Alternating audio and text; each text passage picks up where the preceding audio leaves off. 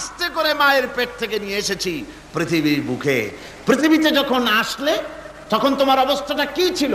ক্ষুধার যন্ত্রণায় যদি মরেও যেতে, কান্দা ছাড়া ভাষা নাই। ভাষা আছে? কোনো হুঁশ ছিল আমাদের?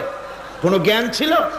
আল্লাহ রাব্বুল আলামিন বলেন, আল্লাহু আখরাজাকুম মিন বুতুনি উম্মাহাতিকুম লা তা'লামুনা শাইআ। মায়ের গর্ভ থেকে এমন অবস্থায় বের করে এনেছি যখন তোমার কোনো হুঁশ নাই, জ্ঞান নাই, কথা বলতে পারো না, পায়খানার ভিতরে পড়ে থাকো, ট্যাটা করে কান্দা ছাড়া পথ নাই, পানির পিপাসায় গলা শুকায় যায়, কান্দা ছাড়া পথ নাই, মনের তোমার মুখের কোনো ভাষা নাই কান্না ছাড়া। আমি তোমার এমন আল্লাহ, আমি তোমার এমন স্রষ্টা, আমি তোমার এমন রব।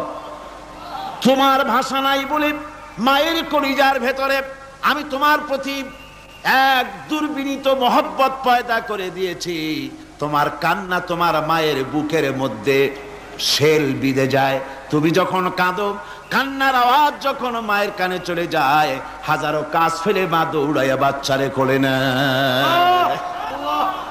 কি খাবে কেউ তৈরি করে না। আল্লাহ রাব্বুল আলামিন বলে, বান্দারে, দুনিয়ায় আসার আগে তুমি কি খাবে, খাবারের বন্দোবস্ত আমি আল্লাহ করেছি। আমি এমন স্রষ্টা, তুমি দুনিয়া আসার 6 মাস আগে তোমার মায়ের বুকের ওপরে তোমার খাদ্য গরম করে আমি আল্লাহ রিজার্ভ করে রেখে দিয়েছি। সেই খাদ্য শুধু খাদ্য নয়, রোগের প্রতিষেধক, এটা ওষুধ। আজ বিজ্ঞানীরা, চিকিৎসা বিজ্ঞানীরা বলছেন, মায়ের দুধ সন্তানের খাদ্যের, মায়ের দুধের চাইতে কোনো বিকল্প কিছুই নাই। সন্তান পৃথিবীতে এলে মায়ের প্রথম দুধটা গ্রামে গঞ্জে অশিক্ষিত এলাকায় প্রথম দুধটা ফেলে দেয়।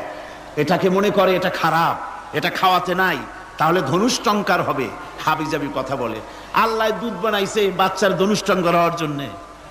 মায়ের ওই প্রথম দুধটা হচ্ছে সন্তানের জন্য সমস্ত রোগের প্রতিষেধক। সে ছিল পেটের ভিতরে একটা কাভারের মধ্যে, ওখানে কোনো জার্ম ছিল না, কোনো রোগ জীবাণু ছিল না। ও পৃথিবীতে এসেছে যেখানে অক্সিজেনের ভেতরে জার্ম রয়েছে, বাতাসের ভিতরে জার্ম রয়েছে, যার পরিবেশটা খারাপ হয়ে আছে। মানুষের শ্বাস প্রশ্বাসে, নিঃশ্বাসে হাজারো রোগ জীবাণু ঘুরছে। এই রকমের একটা পৃথিবীতে এসেছে। আসার পরে কচি স্বাস্থ্য, কচি শরীর, কচি হার্ট, কচি লাংস, সেটাকে প্রতিরোধ করবে কি করে? সেজন্য আল্লাহ পাক মায়ের দুধের ভিতরে সমস্ত রোগের প্রতিষেধক দিয়ে দিয়েছেন। সুবহানাল্লাহ। আজকের বিজ্ঞানীরা তা স্বীকার করেছেন।